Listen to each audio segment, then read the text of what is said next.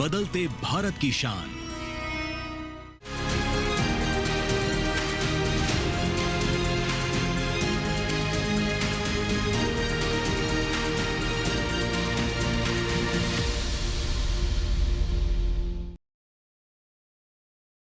नमस्कार, आप देख रहे हैं दूरदर्शन किसान। कार्यक्रम कृषि दर्शन में आप सभी का स्वागत है। मैं हूं मोनालिसा। कृषि दर्शन कार्यक्रम में हम विज्ञान और किसान, कृषि स्टार्टअप और फार्मिंग इंडिया जैसे अलग अलग सेगमेंट्स के जरिए आपके लिए कृषि जगत से जुड़ी हुई महत्वपूर्ण गतिविधियों और आधुनिक तकनीकों की जानकारी लेकर आते हैं, साथ ही मिलवाते हैं कामयाब किसान से भी। तो इसी सिलसिले को जारी रखते हुए आइए शुरू करते हैं आज का ये कार्यक्रम। आइए कार्यक्रम कृषि दर्शन में सबसे पहले देखते हैं हमारा खास सेगमेंट विकसित कृषि संकल्प अभियान।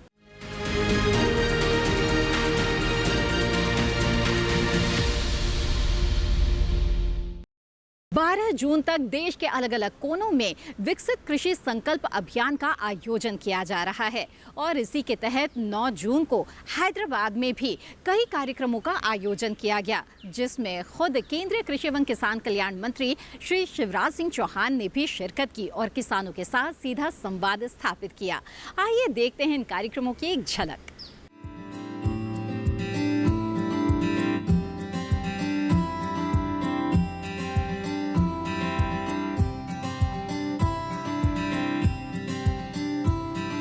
श्री अन्न वैश्विक उत्कृष्टता केंद्र का आज शिलान्यास हुआ है। श्री अन्न मतलब मिलेट्स, और मिलेट्स की महत्ता हम सब जानते हैं। पोषण के लिए श्री अन्न सुपर फूड है। एक तरह से अलग अलग तरह के मिलेट्स अगर मनुष्य खाए तो अनेकों पोषक तत्व मिलते हैं, शरीर को भी पोषण मिलता है और धरती के लिए भी, ये हमारे सॉइल के लिए भी श्री अन्न वरदान है सचमुच में। इसलिए श्री अन्न की खेती बढ़े और दुनिया में श्री अन्न खाने का, मिलेट्स खाने का प्रचलन बढ़े। ये पहल प्रधानमंत्री जी ने की और 2023 को मिलेट्स ईयर के रूप में केवल भारत में नहीं, संयुक्त राष्ट्र संघ ने घोषित किया। और उसी समय प्रधानमंत्री जी ने 18 मार्च 2023 को भारतीय श्री अन्न अनुसंधान संस्थान को अन्न वैश्विक उत्कृष्टता केंद्र के रूप में उन्नयन करने की घोषणा की थी। आज उसी घोषणा पर तेजी से काम करने के लिए 250 करोड़ के एक प्रोजेक्ट के भवन का हमने शिलान्यास किया है। अलग अलग भवन उसमें बन रहे हैं और अलग अलग जो फैसिलिटीज है वो डेवलप करने का हम काम कर रहे हैं। इसके 7 प्रमुख घटक है। एक जीन बैंक यहाँ पे मिलेट्स का, वो हम बनाएंगे, सुरक्षित रखेंगे। टेक्नोलॉजी में और क्या उन्नति की जा सकती है, विकसित की जा सकती है, उनमें और क्या नवाचार किया जा सकता है, उसका काम भी होगा। न्यूट्री सीरियल एनालिटिकल खाद्य सुरक्षा तथा गुणवत्ता, उसका प्रबंध किया जाएगा। अंतर्राष्ट्रीय ज्ञान और कौशल विकास, यहाँ केवल ये केंद्र भारत के लिए नहीं है, दुनिया के लिए मिलेट वरदान है, प्रकृति का, भगवान का। और इसलिए मिलेट्स की खेती के लिए भी और मिलेट्स की प्रोसेसिंग के लिए भी हम सारी दुनिया के जो स्टूडेंट्स हो, स्टार्टअप्स हो, इस क्षेत्र में काम करने वाले किसान हो, सबको यहाँ ट्रेनिंग देने का भी काम किया जाएगा।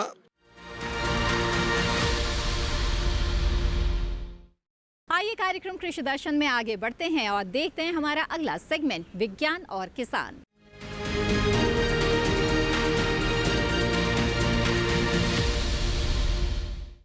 आम का सीजन चल रहा है और बाजार आम से पटे पड़े हैं, लेकिन इस दौरान किसानों के लिए ध्यान में रखने वाली बात ये होती है कि वो आम की तुड़ाई किस वक्त करे और कैसे इसकी पैकेजिंग करे ताकि उन्हें बाजार में इसके अच्छे भाव मिल सके। ये जानना किसानों के लिए बेहद ही ज़रूरी है। तो आइए इससे जुड़ी जानकारी के लिए देखते हैं ये रिपोर्ट।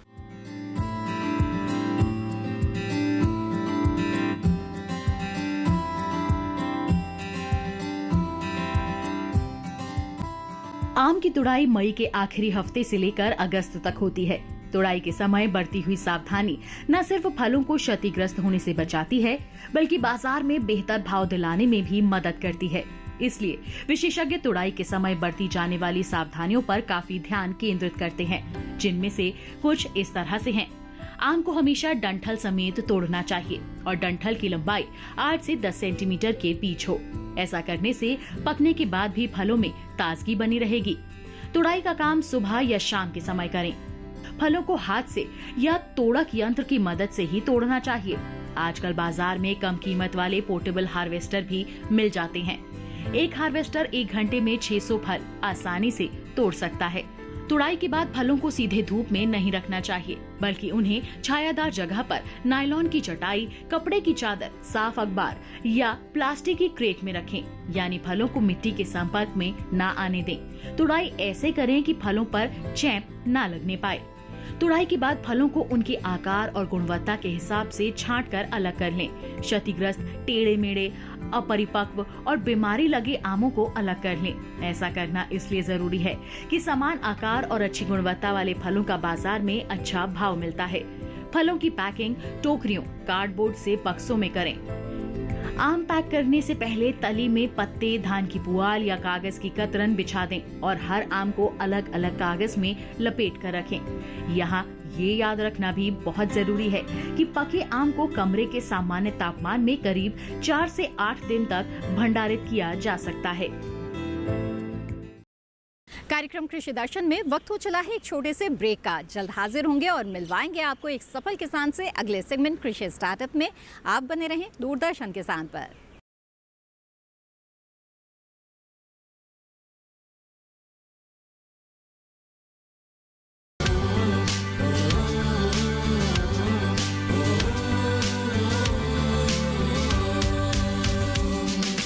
आओ साथियों, चलो वैज्ञानिकों, लेकर विकसित कृषि संकल्प अभियान। किसानों के द्वार चले हम आज, अब होगा हर किसान खुशहाल।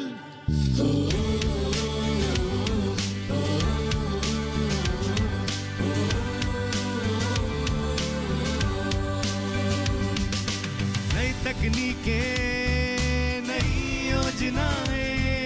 मिट्टी और फसल की हो पहचान। उन्नत बीज, सही तरीका, अब ना पड़ेगी मौसम की मार। अब होगा हर किसान खुशहाल।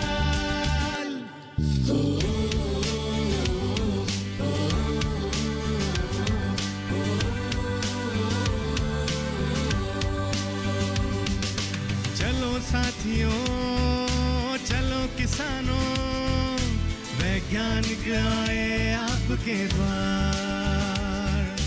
हर सवाल का मिलेगा जवाब, अब होंगी ना फसलें खराब। अब होगा हर किसान खुशहाल।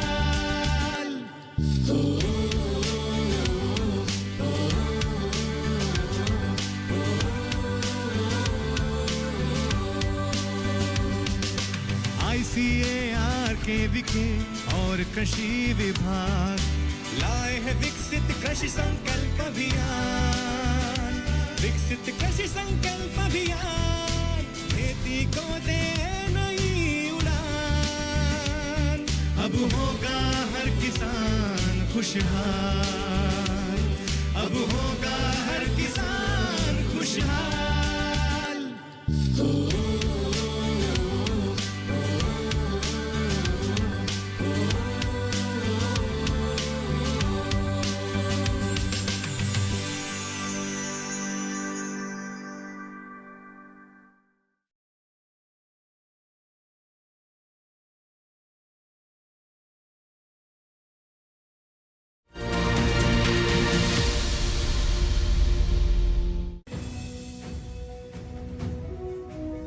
भारत सरकार का हर प्रयास किसानों को दे रहा है एक नई आस। देश के किसानों की खुशहाली और उन्हें आत्मनिर्भर बनाने के लिए भारत सरकार समर्पित है। प्रधानमंत्री श्री नरेंद्र मोदी जी के नेतृत्व में कृषि क्षेत्र में किए गए निरंतर प्रयासों के फलस्वरूप देश खाद्यान्न व बागवानी के क्षेत्र में आत्मनिर्भर हो चुका है और देश में दलहन का उत्पादन भी बढ़ा है। इसी तरह भारत सरकार ने खाद्य तेलों के उत्पादन को बढ़ाने के भी अनेक प्रयास किए हैं। इसी क्रम को आगे बढ़ाते हुए माननीय प्रधानमंत्री श्री नरेंद्र मोदी जी के नेतृत्व में भारत सरकार ने दूरदर्शी निर्णय लेते हुए राष्ट्रीय खाद्य तेल मिशन ऑयल पाम की शुरुआत की है। इस मिशन से देश भर के किसानों को बहुत लाभ मिलेगा। कृषि के पूंजी निवेश में वृद्धि होगी, खाद्य तेल आयात पर देश की निर्भरता कम होगी और रोजगार के नए अवसर पैदा होंगे। खाने के तेल में आत्मनिर्भरता के लिए अब राष्ट्रीय खाद्य तेल मिशन ऑयल पाम का संकल्प लिया गया है। इससे किसानों को तो सीधा लाभ होगा ही, गरीब और मध्यम वर्ग के परिवारों को सस्ता और अच्छी क्वालिटी का तेल भी मिलेगा। यही नहीं, ये मिशन बड़े स्तर पर रोजगार का निर्माण करेगा। इस मिशन के अंतर्गत ऑयल पाम का रकबा और पैदावार बढ़ाने पर जोर देने के लिए सरकार ने 11,000 करोड़ रुपए से अधिक की सहायता राशि निर्धारित की है। मिशन के तहत सरकार ने ऑयल पाम की खेती के लिए रोपण आदि की सहायता में बढ़ोतरी करते हुए पहले मिलने वाले 12,000 रुपए प्रति हेक्टेयर को बढ़ाकर 29,000 रुपए प्रति हेक्टेयर तक कर दिया है। ऑयल पाम के पुराने बागों के पुनरुद्धार के लिए 250 रुपए प्रति पौधा के हिसाब से विशेष सहायता दी जा रही है। पौधारोपण सामग्री की कमी दूर करने और बीजों की पैदावार करने वाले बागों को भी सहायता दी जाएगी। इसके तहत 15 हेक्टेयर ऑयल पाम उद्यान के लिए 80 लाख रुपए तक की सहायता राशि दी जाएगी। इसके अलावा नर्सरी विकास के लिए 40 लाख रुपए तक तय किए गए हैं। पूर्वोत्तर और अंडमान राज्यों के लिए विशेष सहायता का भी प्रावधान है। ऑयल पाम के किसान ताजे फलों के गुच्छे यानी FFB का उत्पादन करते हैं, जिनकी वर्तमान में कीमतें अंतर्राष्ट्रीय मूल्यों में उतार चढ़ाव के आधार पर तय होती हैं। पहली बार केंद्र सरकार ताजे फलों के गुच्छे की कीमत के लिए किसानों को आश्वासन दे रही है। ये व्यवहार्यता मूल्य यानी VP कहलाएगा, यानी किसानों को कोई घाटा नहीं होने दिया जाएगा। व्यवहार्यता मूल्य VP तय करने की शुरुआत 1 नवंबर से होगी और अगले वर्ष 31 अक्टूबर तक जारी रहेगी। इसे ऑयल पाम वर्ष कहा जाएगा। इस योजना के तहत वर्ष 2025-26 तक ऑयल पाम का रकबा 6.5 लाख हेक्टेयर सृजित करने और कच्चे ऑयल पाम की पैदावार वर्ष 2025-26 तक 11.20 लाख टन पहुंचाने का लक्ष्य निर्धारित किया गया है। सरकार के इस महत्वपूर्ण निर्णय से देश में ऑयल पाम की खेती करने वाले किसानों में विश्वास पैदा होगा और वे खेती का रकबा बढ़ाएंगे। इस तरह पाम ऑयल का उत्पादन भी बढ़ेगा, जिससे किसानों की आय बढ़ेगी और ग्रामीण अर्थव्यवस्था भी सुदृढ़ होगी।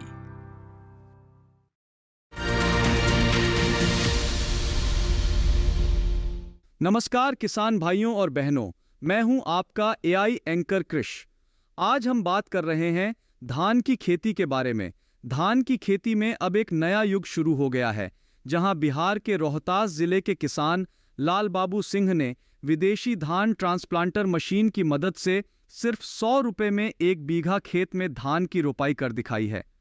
यह मशीन नर्सरी से पौधों को उठाकर 4 कतारों में स्वतः रोप देती है, जिससे पौधों को समान दूरी मिलती है और बेहतर विकास होता है। 1 लीटर पेट्रोल में 1 घंटे में 1 बीघा की रोपाई संभव हो जाती है, जिससे मजदूरी की आवश्यकता खत्म हो जाती है और समय व मेहनत दोनों की बचत होती है। इस तकनीक से पौधों में 40 से 60 तक कल्ले बनते हैं, जिससे उपज और मुनाफा बढ़ता है। पहले केवल विदेशों में उपलब्ध यह मशीन अब भारत में भी सब्सिडी के साथ मिल रही है, जिससे छोटे किसान भी इसे अपना सकते हैं। यह नवाचार किसानों को लागत, श्रम और देर से बुवाई जैसी समस्याओं से मुक्त कर खेती को अधिक लाभकारी और आत्मनिर्भर बना रहा है। इसी तरह कृषि और किसानों से जुड़ी हर महत्वपूर्ण जानकारी के लिए हमारे साथ जुड़े रहिए और देखते रहिए DD किसान। धन्यवाद। ब्रेक के बाद आप सभी का फिर से स्वागत है। आप देख रहे हैं कार्यक्रम कृषि दर्शन। आइए अब कार्यक्रम में आगे बढ़ते हैं और देखते हैं हमारा अगला सेगमेंट कृषि स्टार्टअप।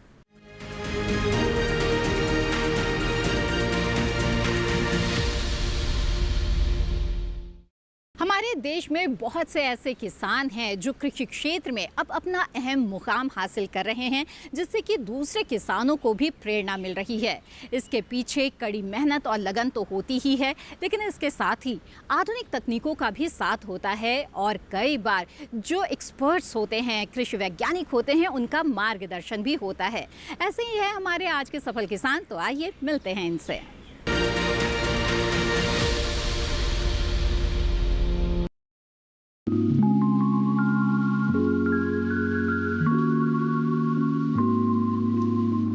राजपाल सिंह जगहता गांव गुर्जर के रहने वाले एक सफल किसान हैं।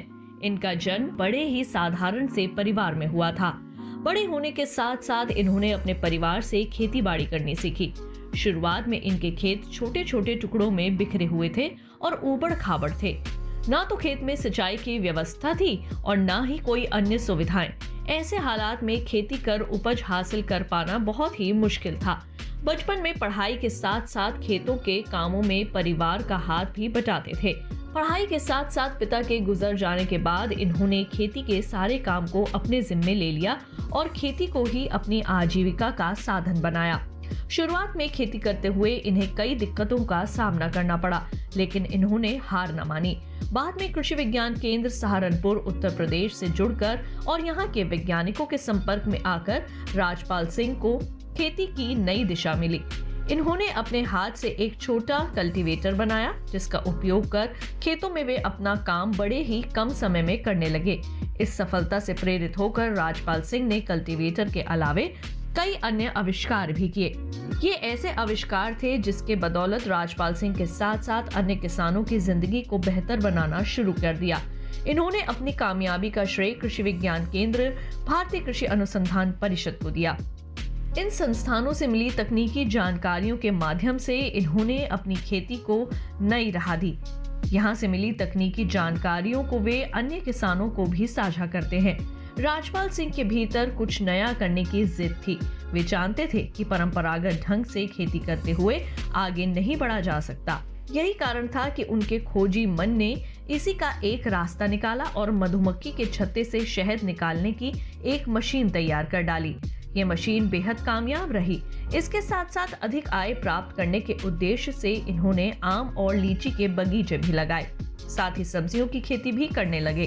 परंपरागत खेती के मुकाबले इससे राजपाल सिंह को मुनाफा भी अधिक हुआ और लागत भी कम लगी। देखते ही देखते राजपाल सिंह अपने क्षेत्र के नायक बन गए। गांव के अन्य किसान खेती से जुड़ी अपनी सभी समस्याओं का समाधान निकालने राजपाल सिंह के पास ही आने लगे। राजपाल सिंह अपने गांव और आसपास के किसानों को नई तकनीकों के साथ खेती करने के लिए प्रेरित करते थे। साथ ही किसानों की उपज को बाजार में बेचकर लाभ अर्जित करने के लिए भी जागरूक करते थे। इनका मानना ये है कि किसान को खेत से अच्छी उपज हासिल करनी तो आनी चाहिए, साथ साथ उस उपज को बाजार में सही और अच्छे दाम पर बेचने में भी सीख लेनी चाहिए। जैसे ही किसान इस कला में माहिर हो जाएंगे, वे अपनी आय दोगुनी करने में निश्चित ही सफलता हासिल कर लेंगे।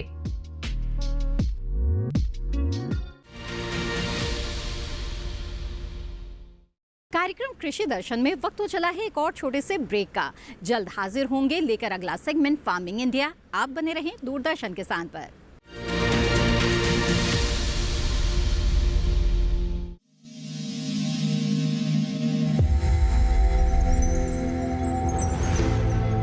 आत्मनिर्भर किसान भारत की शान। उत्पादन में आत्मनिर्भर होने के साथ साथ फसल की कटाई के उपरांत उपज की हानि को रोकने, ग्रामीण क्षेत्रों में रोजगार सृजन करने और बीज से बाजार तक के विजन को मजबूती देने के उद्देश्य से 1 वर्ष पूर्व माननीय प्रधानमंत्री श्री नरेंद्र मोदी जी ने एक महत्वाकांक्षी केंद्रीय योजना एग्रीकल्चर इंफ्रास्ट्रक्चर फंड की शुरुआत की।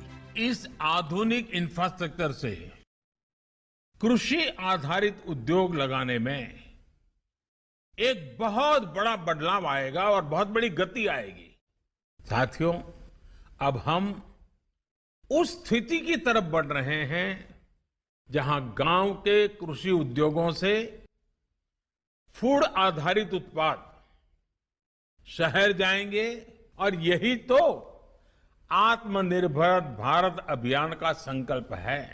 एग्रीकल्चर इंफ्रास्ट्रक्चर फंड से पात्र लाभार्थी गोदामों का निर्माण कर सकते हैं। छटाई या ग्रेडिंग इकाई, पैकिंग हाउस, सप्लाई चेन और कोल्ड चेन जैसी सुविधाएं या फिर प्राथमिक कृषि प्रसंस्करण केंद्र की स्थापना कर सकते हैं।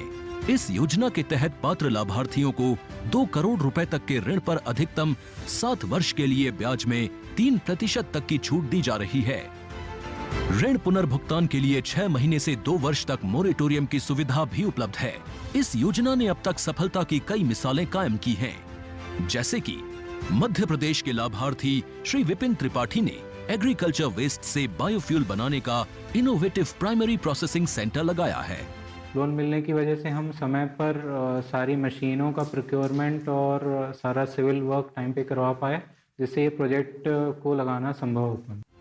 राजस्थान के लाभार्थी श्री यशवर्धन मुंद्रा ने सॉर्टिंग एंड ग्रेडिंग यूनिट लगाकर रोजगार के अवसर पैदा किए हैं। कर्नाटक की महिला उद्यमी श्रीमती ममता वी ने प्राइमरी प्रोसेसिंग सेंटर लगाकर प्रगति की नई राह चुनी है। ಸಣ್ಣ ಪುಟ್ಟ ಉದ್ಯಮಿಗಳನ್ನ ಮತ್ತಷ್ಟು ಅಗ್ರಿಕಲ್ಚರಲ್ಲಿ ಹೆಚ್ಚು ನಾವು ಇನ್ನಷ್ಟು ಸಾಧನೆ ಮಾಡಲಿಕ್ಕೆ ಕಾರಣಕಾರಕವಾದಂತ ಈ ಅಗ್ರಿಕಲ್ಚರಲ್ ಇನ್ಫ್ರಾಸ್ಟ್ರಕ್ಚರ್ ಫಂಡ್ ಇಂದ ನಮ್ಮ ಇನ್ನಷ್ಟು ಯೋಜನೆಗಳು ಆಯೋಜನೆಗಳು ಉತ್ತಮಗೊಂಡಿದೆ। राजस्थान के लाभार्थी श्री दिनेश भट्टर ने जीरे की प्रोसेसिंग यूनिट लगाकर आसपास के ग्रामीणों को आत्मनिर्भरता प्रदान की है। महाराष्ट्र के लाभार्थी श्री अनूप कुमार मोहता ने वेयर हाउस बनाकर अन्न भंडारण को सुनिश्चित किया है। आज देश के कोने कोने से किसान, कृषि उद्यमी, किसान उत्पादक संघ, प्राथमिक कृषि सहकारी समितियां, स्वयं सहायता समूह और कृषि उपज मंडियां इस योजना का लाभ उठा रहे हैं।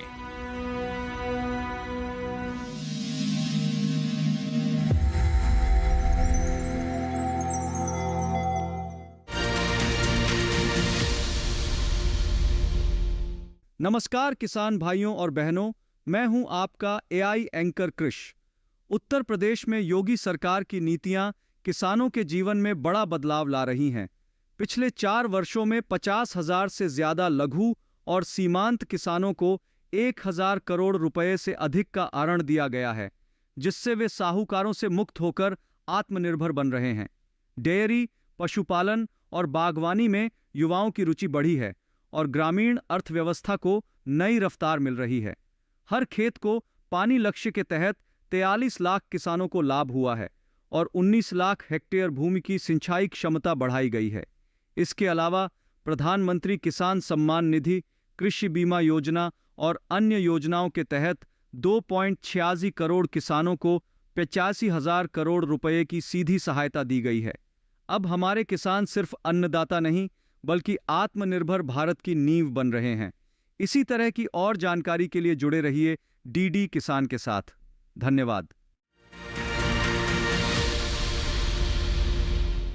ब्रेक के बाद आप सभी का फिर से स्वागत है। आप देख रहे हैं कार्यक्रम कृषि दर्शन। आइए अब कार्यक्रम में आगे बढ़ते हैं, नजर डालते हैं अगले सेगमेंट पर, जिसका नाम है फार्मिंग इंडिया।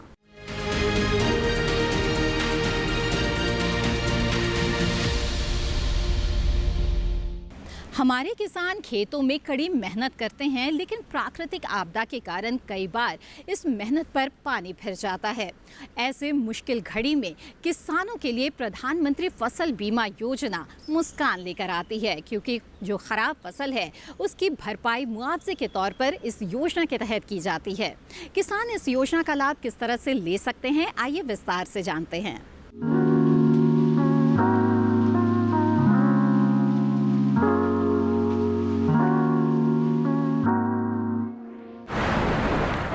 प्रधानमंत्री फसल बीमा योजना के तहत प्राकृतिक आपदा, कीड़े और रोग की वजह से सरकार द्वारा अधिसूचित फसल में से किसी नुकसान की स्थिति में किसानों को फसल बीमा और वित्तीय सहायता देना मुख्य काम है।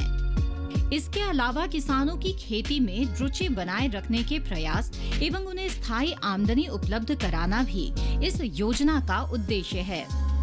कृषि के क्षेत्र में दिनों दिन हो रहे बदलाव और नई आधुनिक पद्धतियों को अपनाने के लिए प्रोत्साहित करना भी इस योजना का एक उद्देश्य है। इस योजना के अंतर्गत प्राकृतिक आपदाओं के कारण खराब हुई फसल के मामले में बीमा प्रीमियम बहुत कम रखा गया है। किसानों को खरीफ की फसल के लिए 2% प्रीमियम और रबी की फसल के लिए 1.5% प्रीमियम का भुगतान करना पड़ता है। इस योजना का लाभ उठाने के लिए कुछ किसान कुछ विशेष बातों का ख्याल रखें, जैसे फसल की बुआई के 10 दिनों के अंदर प्रधानमंत्री फसल बीमा योजना का फॉर्म भरना जरूरी होता है। फसल काटने से 14 दिनों के बीच अगर आपकी फसल को प्राकृतिक आपदा के कारण नुकसान होता है, तब भी आप बीमा योजना का लाभ उठा सकते हैं। बीमा की रकम का लाभ तभी मिलेगा जब आपकी फसल किसी प्राकृतिक आपदा की वजह से ही खराब हुई हो। किसान प्रधानमंत्री फसल बीमा योजना के लिए ऑफलाइन और ऑनलाइन दोनों तरीके से फॉर्म भर सकते हैं। अधिक जानकारी के लिए किसान नजदीकी बैंक की शाखा में जाकर फसल बीमा योजना का फॉर्म भर सकते हैं और इस योजना का लाभ उठा सकते हैं। किसानों के हित के लिए केंद्र सरकार द्वारा नित नए नियम और योजनाएं बनाई जा रही है। ऐसे में साल 2016 में प्रधानमंत्री फसल बीमा योजना भी सरकार द्वारा चलाई जाने वाली योजना है, जिससे किसानों की सहूलियत और बेहतर विकास होने में मदद मिल सके। बीते सालों में इस योजना का लाभ उठाकर किसानों ने और भी मजबूती के साथ कृषि में अपना योगदान देकर सफलता हासिल की है।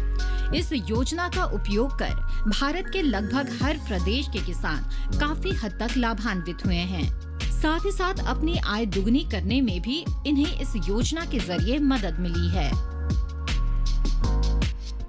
कार्यक्रम कृषि दर्शन में आज जो जानकारी हम आपके लिए लेकर आए हैं, हमें उम्मीद है इससे आपको लाभ जरूर होगा। इस कार्यक्रम से संबंधित अपने विचार आप हमारे साथ साझा कर सकते हैं। आप हमें पत्र लिख सकते हैं। हमारा पता है कृषि दर्शन, कमरा नंबर 58, CPC खेलगांव, नई दिल्ली 110049। आप हमें ईमेल भी भेज सकते हैं। ईमेल आईडी है krishidarshan@gmail.com। कृषि दर्शन कार्यक्रम को आप दूरदर्शन किसान के YouTube चैनल पर भी देख सकते हैं। इसके लिए टीवी स्क्रीन पर दिखाए जा रहे QR कोड को स्कैन करें, आप सीधे हमारे YouTube चैनल से जुड़ जाएंगे। इसके साथ कृषि दर्शन की आज की कड़ी में बस इतना ही। दीजिए इजाजत, आप बने रहें दूरदर्शन किसान पर। नमस्कार।